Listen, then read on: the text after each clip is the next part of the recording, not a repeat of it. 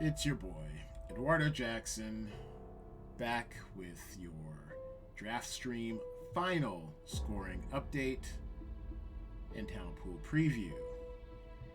And look what we have here. For the 6th week in a row. Make it stop. I'm gonna make the madman stop. It's Jaybird. 1,096.50 points. He's done it again, damn it. The Canadian occupation continues, but look at what we have here.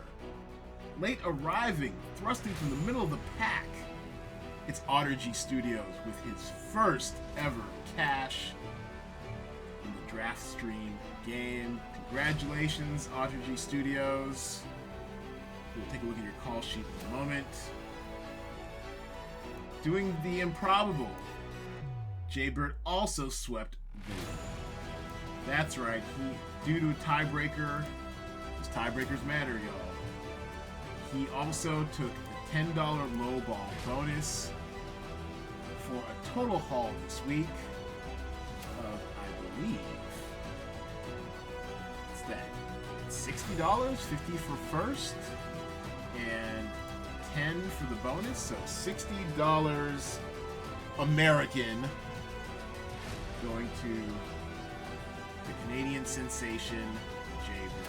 Congratulations, Jaybird. Well done, well played. Blah, blah, blah. Okay, so let's take a look at your call sheet real quick, if we must. Our perfect call sheet for comparison, 1,121 points. Low scoring week. Very low scoring. Not a lot of happy scores here, especially the RT audience score. We had 9 defaulters, or we had 9 default audience scores in RT. I'll address that in a moment. For a pretty low 52.87, almost 6 points under the average. It's pretty low time here at the DraftStream game. But the perfect call sheet looks something like this: 4-pack of Judy, headliner stack of Deer, headliner stack of Spelling the Dream, and headline sampling over at Yourself and Yours and Becky. And this was the all-popular 811 construction that was perfect this week. So let's see how Jaybird did. I believe it was Jaybird 3. There we go. And yes, he had a similar 811 headliner co-star day player construction, focusing with a 4-pack of Deer, ... Hammer headliner stack, Judy and Punch headliner stack, and Spelling the Dream headliner stack. Congratulations, Jaybird, yada yada yada. Okay, let's take a look at Ottergy Studios. His first DraftStream cash on the Cinema Draft platform. Congratulations. And what did it for him? That girl Becky. Almost got him over the hump. So his 4-pack of Becky, along with a 3-stack of Spelling the Dream, which, if you ask me, highly underscored or underrated. Don't understand why it didn't do better, but that's just myself. And then also Yourself and Yours headliner stack. Spent $99,300. Oh, and Judy and Punch. So it was effective. You only dealt with 4 titles total, and definitely made the most out of it. But let's take a quick look at Becky. What was it about Becky that made the difference? Well, it got an RT audience score. Once again, reinforcing the power of the audience and user scores. That extra 33% bonus. With a 76, which I did not see that coming. The highest score of the 4 is what propelled Becky and Ottergy Studios to the 2nd place $25 finish, I do believe. All right. So, moving on to, well, okay, I guess we can look at my call sheet. Best performing one looks like Swag Official 2. And yeah, didn't get any additional scores from trackers outside of what we got from the IMDb page, really. And I banked it all on Spelling the Dream. I was biased. I my sixth grade spelling bee champion self just went all in on spelling the dream, and it underperformed. Surely did okay. I mean, well, you know, it was fine. Actually, it's not bad value for the money, to be honest with you. But wasn't enough to get me over the hump. I May Destroy You. It's a, you know, decent debut. Almost earned its salary.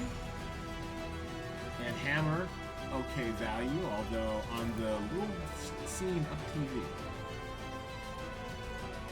Also going back to the box office report.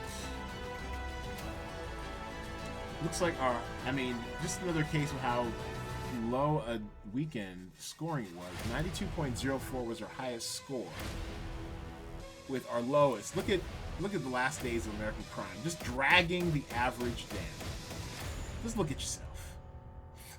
It got a 0, our first ever 0 score in the history of the DraftStream game. Strange. 23, 16, and 3.8.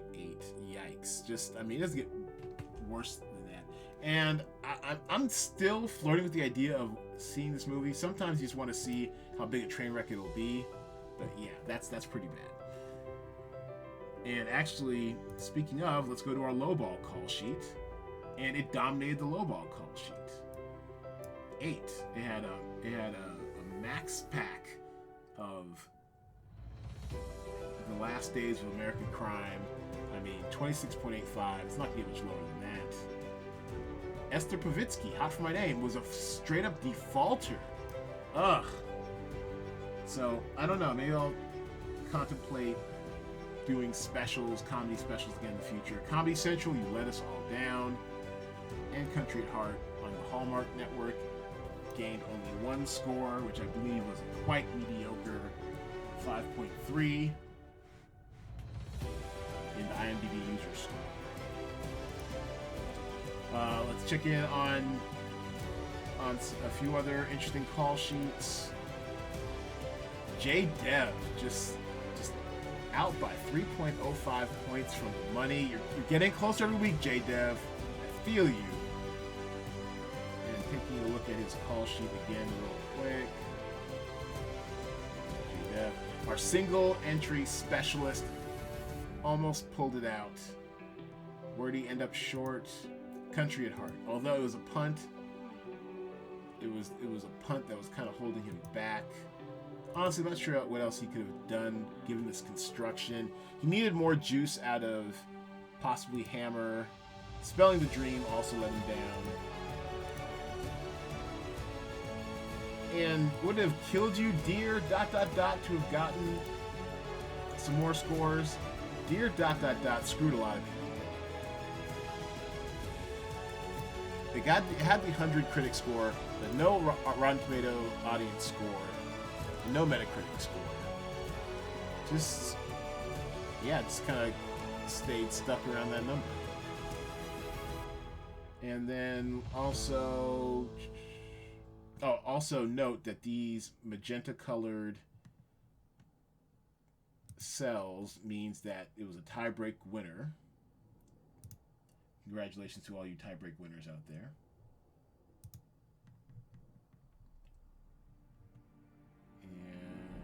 And that's how Jaybird won his. Actually, let's take a look at Jaybird's lowball call sheet. I'm all over the map today. That's Jaybird 2. And yeah, he had some exposure to Becky, which actually hurt his cause. It's what hurt my cause. We'll go over my lowball in a second. And he was stocked up on Country at Heart, which truly did suck. Only had 1 registered score. And Esther Pavitsky, Hot for My Name, a full defaulter. So he had that going for him, which is nice. And he had the exact same call sheet as Ring Balls 2. But the tiebreaker in this case came to play. Ring Balls on tiebreaker 1, only in guessing the highest Rotten Tomatoes critic score, had 86%, whereas Jaybird 2 had 95%, whereas you can see on the lowball perfect call sheet, The highest Rotten Tomato critic scores was 100.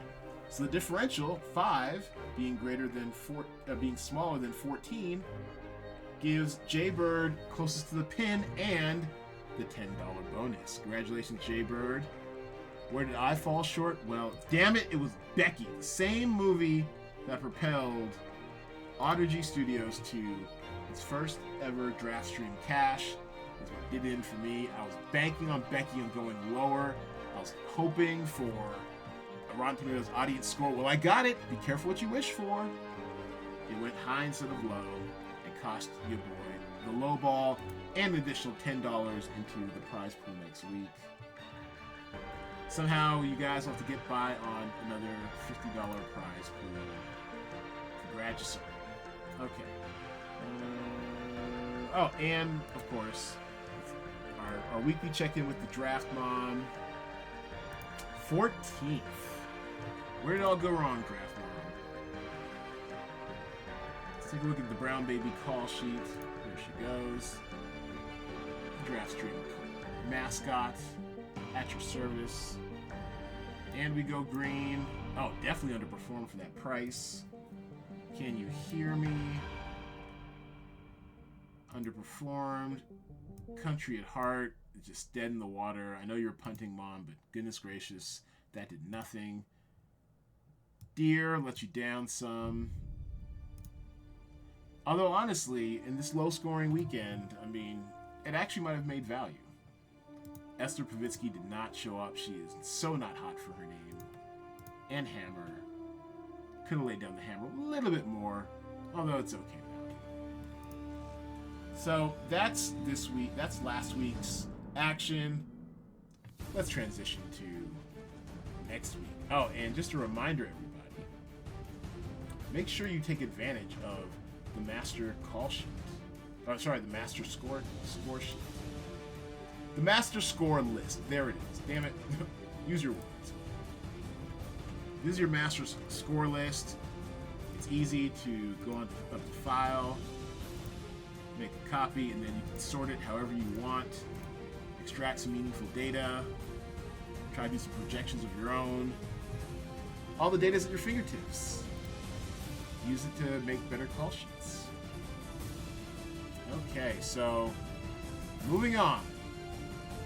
Here is your new talent. And we have 15 again this week. Everything from Disney's Artemis Fowl down to Netflix's The Woods. We've got foreign drama. We've got sports documentary. Our only documentary this week. We've got foreign animation. Be interesting to see how this does. And we also have a big rule change. We're going back to the 60% bonus, but this time, instead of using the Rotten Tomatoes audience score, which has let us down far, far too often, we're going to use the Google user score. Air horn. I don't have my soundboard up. We're going to use the Google user score. What is the Google user score, you may ask? Well, let's take a look at Aviva. Aviva movie. You Google it, and boom, there you go. And then down here, you usually say how many people have watched it. Not to do your homework for you, but let's take a look at Artemis Fowl. Boom, and there it is. 45% like this movie, and you can also weigh in yourself. But finally, we have found a worthy substitute for the Rotten Tomatoes audience score. It's just too finicky. It rarely shows up on these. I mean, look at this last week. This last week's box office report, 9 out of 15. That's over half. Did not register an audience score. It's embarrassing. It's annoying. I mean, we can deal with like what 4, here and there, but a whole 9, that's annoying. So we're gonna bang up with Google users. They tend to have these type of movie pages set up. Of course, if it does not show up, the default score will be your 50, and these will be weighted 60% as well as the IMDb user score, weighted average of 60% bonus. All right. So expect some higher scores this week. Expect a little more action, hopefully. Expect more scoring, less defaulting. Alright. So look at this talent pool. So I set the highest salary at the 5 Bloods this week. A lot of excitement for this movie. It's Spike Lee. It's a pretty stacked cast of black actors you love. Also Paul Walter Hauser, he of Richard Jewell fame. There we go. Old favorites like Clark Peters from The Wire, Santo Isaiah Whitlock Jr., Jonathan Majors from The Last Black Man. Was the Last Black Man in San Francisco, I think it was called. So it was great. So really stacked cast. Looking forward to it. And I think anticipation is high. It's very high. So we're starting them off at 20,000 and 19.7. Chadwick Boseman, Delroy Lindo. Also, Artemis Fowl, you would think would be a little higher salaried, but so far, early scuttlebutt is that this isn't very good. Maybe Disney saved itself some money and embarrassment by rolling it out to the streaming service thanks to the pandemic closures. I don't know. We don't have a big track record with Disney Plus either. Matter of fact, I think we only have... This might be our first Disney movie. I think this might be our first Disney Plus offering. Interesting. Wow, Disney, what y'all been doing all this time? Just sitting in your library? Yeah, this is our first Disney Plus offering. Wow. Only took us, what, 10 weeks? So, Artemis Fowl at 10,000 and 9.5 for your headliners. Beecham House, a PBS miniseries.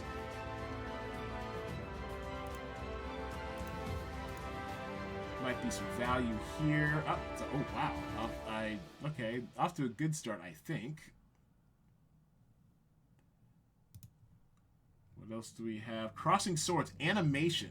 Animation who actually, you know what? This might be your value here. I might have underpriced this. Hulu has stood for nothing but quality. Matter of fact, let's go through the master score list real quick. And I'll sort this and show you what I'm talking about. When it comes to genre, animation right here, pretty strong. I think you have an average of about 80, 85 maybe. Anime, it's okay. And now sort by platform.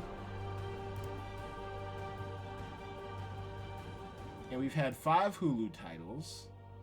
Look at these scores. 104, 101 on the high end, 78, 77 on the low end. Hulu stands for quality, animation stands for quality. This might be your bargain of the week, Crossing Swords.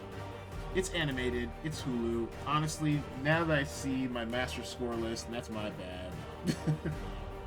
I'll do better y'all next time. This probably should have easily been 15,000.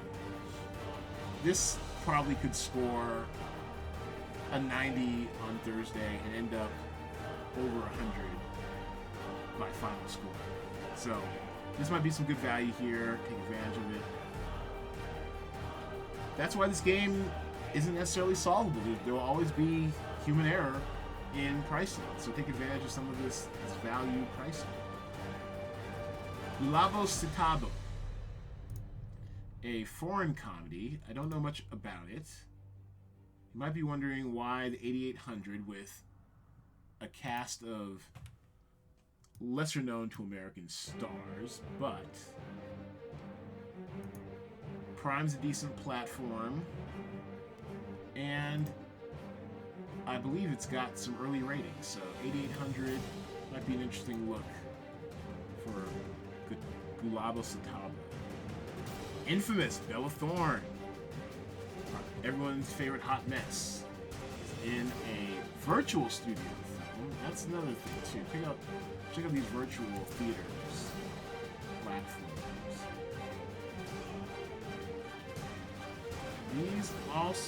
These actually, wow, they're pretty consistent. You've got 168. One lower performer, but the rest of them is actually really good.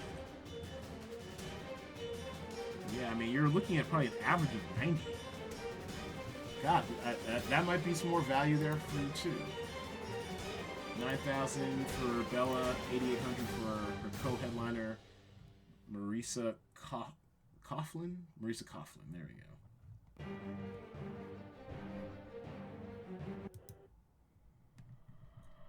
And The King of Staten Island. This is the other kind of prestige film coming out on video on demand. I mean, it's Judd Apatow directing, Pete Davidson, Bel Powley. I really like Bel Powley. Really freakishly blue eyes. Really like Bel Powley. And Pete Davidson, I don't know if he's having a moment, but he's in stuff. I saw Big Time Adolescence. It was decent. And so I think anticipation will be high for this. I think it made the rounds in the theater at a couple of film festivals. So I expect this to be widely covered, widely reviewed, widely seen. And hell, I'm probably going to watch this weekend. So I'm not sure if there's a ton of value here, but there are definitely points to be gotten. I think 100 out of this is not out of the way possible. All right. So that is your overview of the new talent pool for this week. Congrats to the winners. Jaybird, the 6th consecutive win. Who will take him down next week? Make him stop. Make the bad man stop. And it was close. It was a squeaker. He won by 4 points. Next week is this week is our week. Let's topple the bird.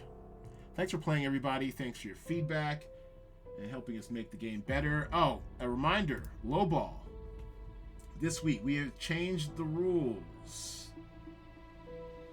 The rules to low ball now, or we changed a rule. Oop, you must have now a. Well, actually, this is the wrong one. There we go. Now in low ball, you must have a minimum of 75,000 spent on your call sheet in order to qualify for the low ball. 75K. Because like a dummy, and thank you, chat, for pointing this out. I realized that our default lowest score is already 5,000. So even if you had 10 of the lowest scoring, 10 of the lowest scoring, or the lowest salaried actors on your call sheet, you'd still make at least 50,000. That was a dumb rule, so we're changing it to 75,000. Make it a little challenging, but also encourages you to get some of these lower priced, cheapo day players from questionably priced titles. Also, you must use a minimum of 3 titles. That stays the same.